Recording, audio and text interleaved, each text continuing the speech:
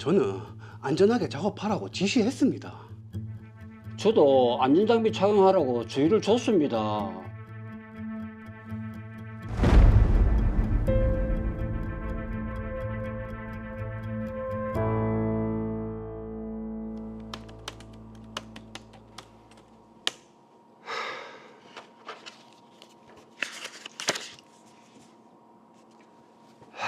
이 통장에 모아둔 돈은 세무서에 납부할 부가세 때문에 모아둔 건데 그래도 어쩌겠나. 당장 이번 달 직원들 월급도 못 줄 파인데 이 통장 해지해서라도 줘야지. 그나저나 당장이야 저걸로 해결한다 하지만 요즘 건설 경기가 어려져서 일은 안 들어 큰일이네.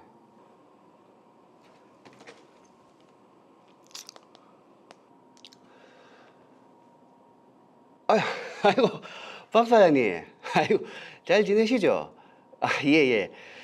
그 다름이 아니라 그 예전에 청평 어딘가에 펜션 지을 거라고 하셨잖아요. 그 자금 부족 때문에 무산됐다고요. 예, 알겠습니다. 예.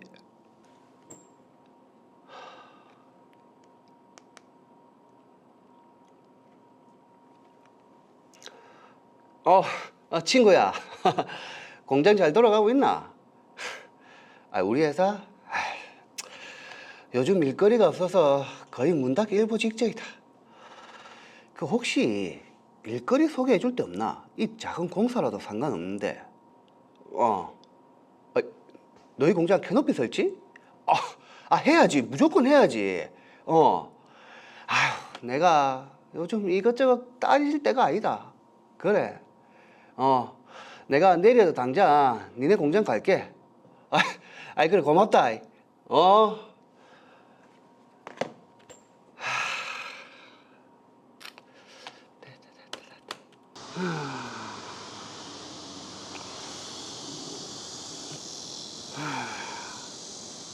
지난번 폭우 때문에 공장 캐노피가 다 떨어져 나갔다고 하더니 저긴가 보네. 높이가 꽤 높은데요. 그러니까 아무래도 고소 작업자 불러서 해야겠죠. 그래야 할 것 같습니다, 사장님. 이 공장 캐노피만 설치하는 게 아니라 하는 김에 옥상 도장 공사도 같이 해달라고 했으니까 좀 더 둘러보고 있으세요. 나는 고소 작업자 대여 좀 말아볼 테니까. 예.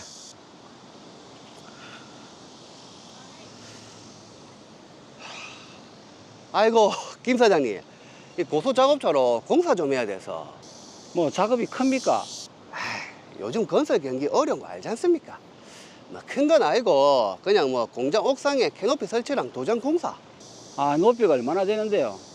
한 아파트 2층 높이. 알겠습니다. 이번에는 좀 싸게 해주십시오. 네, 다음에 경기 풀리면 좀 더 쳐줄게요. 알겠습니다. 사정은 모르는 것도 아니고. 감사합니다. 도장 공사도 같이 하니까 직원들 2달치 월급은 해결할 수 있겠네.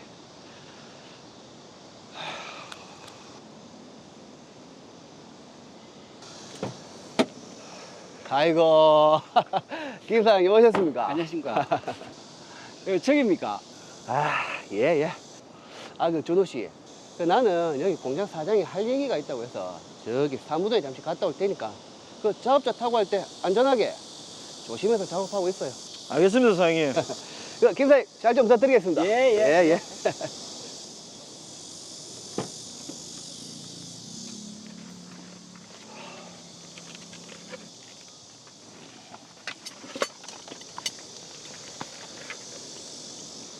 야, 준호씨. 고소 작업 시에는 안전모하고 안전고리를 난간에 꼭 매야 됩니다. 이거 안전모하고 안전고리 하면 작업하는데 너무 불편해서. 아니, 그걸 안 한다고? 그래도 해야지. 빨리 하세요. 괜찮습니다. 이거 하면 작업 시간도 너무 오래 걸리고. 그리고 사각형 안전 난간 중에 한 면은 좀 떼주십시오. 아니, 그걸 떼라고요? 그건 안 되지. 괜찮습니다.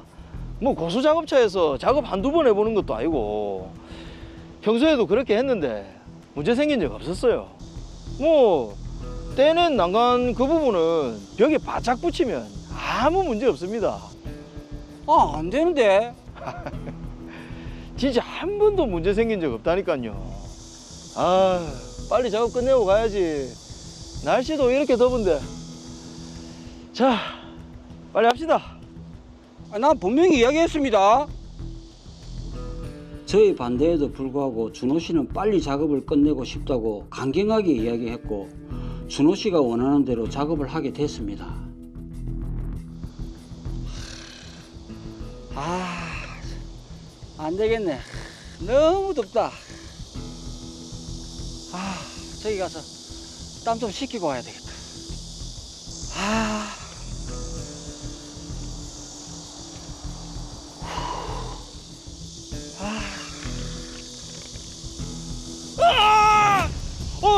어이구, 준호 씨!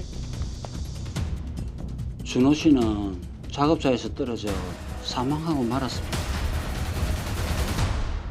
노준호 씨 작업 당시 어디 계셨습니까? 공사 의뢰한 사장과 얘기 중이었습니다. 그럼 현장에 없었다는 얘기네요. 예, 아니 뭐 급한 일이라고 했고 저는 안전하게 작업하라고 지시하고 갔습니다.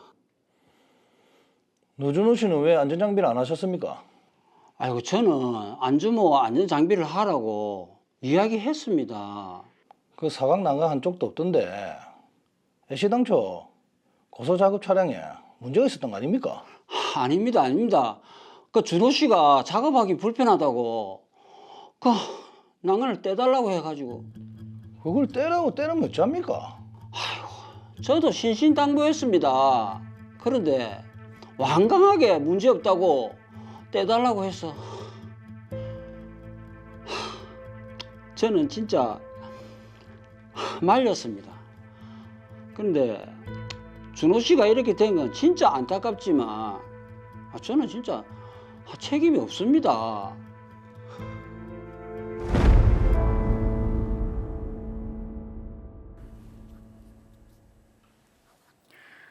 또 고소 작업차에서 작업을 하던 직원의 사고사, 또 너무 안타까운 사연이네요. 그렇습니다. 지금 이게 누구의 책임인지가 굉장히 좀 문제인 것 같은데 저희들이 꼼꼼히 한번 따져보도록 하겠습니다. 사건 정리합니다. 더 로이어 사건 번호 제481호입니다. 이대영 씨는 건설회사를 운영하고 있는데요. 지인의 공장 캐노피 설치 공사를 의뢰받았습니다. 아파트 약 2층 높이의 공장 옥상쯤에 캐노피를 설치해야 해서 일명 스카이차로 불리는 고소 작업차가 필요했는데요. 그래서 고소 작업차를 소유하고 있던 김수대 씨에게 의뢰를 합니다. 그렇게 공사 당일 이대영 씨는 직원 노준호 씨에게 안전하게 작업을 하라고 지시한 후 공사를 의뢰한 공장 사장을 만나러 갔는데요. 작업을 시작하기 전 김수대 씨는 노준호 씨에게 안전모와 안전고리를 착용하라고 했습니다.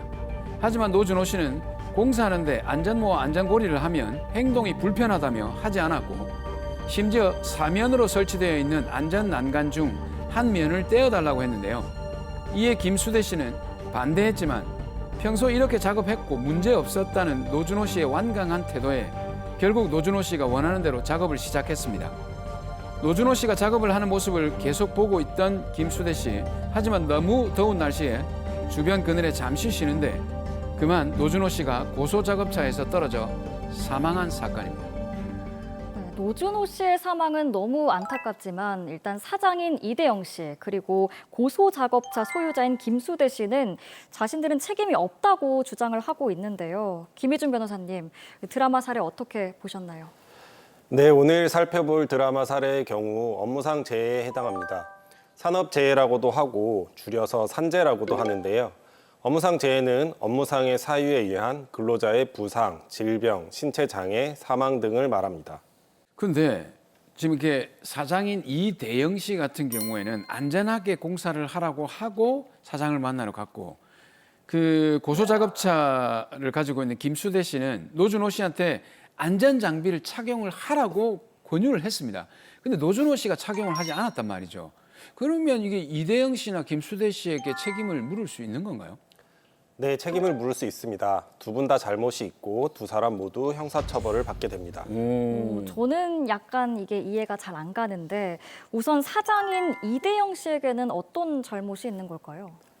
네, 이대영 씨는 사업주로서의 의무가 있습니다. 사업주는 공사를 하게 함에 있어 작업 발판 및 통로의 끝이나 열려있는 부분으로 근로자가 추락할 위험이 있는 장소에는 안전 난간, 울타리, 수직형 추락 방지망 또는 덮개 등의 방호 조치를 할 의무가 있는데요. 충분한 강도를 가진 구조로 튼튼하게 설치해야 하고 덮개를 설치할 때도 뒤집히거나 떨어지지 않도록 해야 하고요. 어두운 장소에서도 알아볼 수 있도록 개구부임을 표시해야 합니다. 그리고 고소작업대를 사용하는 경우에는 작업자가 안전모, 안전대 등의 보호구를 착용하도록 해야 하는데요. 이대영 씨는 이런 법적 의무를 이행하지 않았기 때문에 형사처벌됩니다. 네, 이대영 씨의 경우 그런데 안전하게 공사를 하라고 당부를 했잖아요. 거기에 당연히 안전모 착용하라 이런 의미도 포함되어 있는 거 아닌가요? 그렇지 않습니다.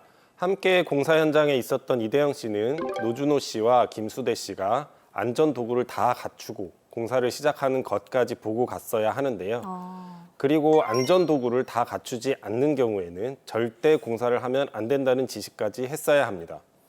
그런데 이대영 씨는 안전도구를 착용하고 작업을 시작했는지 확인을 하지 않았고 강도 높게 지시하지 않았기 때문에 과실이 있습니다. 사실 이 사업주가 공사를 하는 현장에 내내 같이 있는 경우가 드물잖아요. 이게 사업주라고 해서 사고가 나면 무조건 책임을 지는 그런 느낌이 좀 드는데요. 사실 맞는 말씀이십니다. 사고가 났다는 것은 어떤 안전대책에 문제가 있다는 것이고요. 그런 안전대책 중에 조금이라도 사업주가 소홀한 점이 있었다면 사업주는 사고의 책임을 져야 합니다. 그렇다면 사업주에게 적용되는 죄명은 뭔가요? 업무상 과실치사 및 산업안전보건법 위반 중 안전조치 불이행으로 근로자를 사망에 이르게 한 점입니다. 그다음에 고소작업차 소유자 김수대 씨. 이분도 사실은 고소작업차를 빌려준 것뿐인데도 처벌을 받는 건가요? 네, 그렇습니다. 김수대 씨도 형사처벌을 받습니다. 김수대 씨는 고소작업차를 타인에게 대여하는 사람인데요. 사업주인 이대영 씨와 마찬가지로 작업자가 안전모와 안전고리를 착용하도록 해야 하고 안전 난간을 설치해야 할 법적 의무가 있습니다. 하지만 김수대 씨는 이를 이행하지 않았습니다. 그리고 제가 좀 더 상황에 대해 조사를 해봤는데요. 김수대 씨는 고소작업대의 능력 및 방호 조치의 내용, 고소작업대의 특성 및 사용 시의 주의사항, 고소작업대의 수리, 보수 및 점검 내역과 주요 부품의 제조일을 서면으로 이대영 씨에게 발급해야 하는데 그렇게 하지 않았습니다. 이는 산업안전보건법 위반 중 기계, 기구 등의 대여자 안전조치 위반으로 형사처벌됩니다. 근데 그 김수대 씨 같은 경우에는 안전모와 안전고리를 주면서 노준호 씨에게 착용을 하라고 했지 않습니까? 근데 노준호 씨가 안 하겠다고 한 거지 않습니까? 네, 그래도 처벌됩니다. 근로자가 안전조치를 하게 할 법적 의무는 사업주와 고소작업차 대여자에게 있는 것이지 근로자에게 있는 것이 아니거든요. 따라서 근로자가 안전조치를 하지 않겠다고 하면 공사나 작업을 하게 해서는 안 됩니다. 김수대 씨는 분명히 말을 했고 사실은 노준호 씨가 안 하겠다고 고집을 부린 건데 김수대 씨 입장에선 좀 억울할 것 같아요. 그렇습니다. 하지만 그런 사정은 민사소송에서 손해배상을 할 때 당사자의 과실로 일부 반영될 수 있습니다. 그래서 김수대 씨와 이대영 씨가 노준호 씨의 유족들에게 지급해야 하는 손해배상금이 줄어들게 될 수도 있습니다. 지금 그 민사를 말씀을 하셨는데 그럼 이 이대영 씨와 김수대 씨는 유족들과 민사합의, 형사합의를 다 같이 진행해야 되는 겁니까? 그렇습니다. 민사합의와 형사합의는 별개의 문제입니다. 민사합의는 돈 문제이고요. 형사합의는 형사처벌의 문제여서 사실 민사합의와 형사합의는 구분되는데요. 그래도 어차피 민사가 진행되니까 형사에서 통상 민형사 합의를 같이 하게 됩니다. 우리가 합의를 하면 합의금도 내게 되잖아요. 혹시 합의금 산정 기준 같은 게 있을까요? 형사사건의 합의금에 어떤 기준이 있는 건 아닙니다. 당사자 간에 이견이 있으면 일방에서 아무리 합리적으로 합의금을 제시해도 합의가 안 되는 경우가 많습니다. 네. 그래도 합리적으로 계산해 보면 나이가 중요한데요. 사실 법조계에서 사용하는 단어들이 조금 냉정해서요.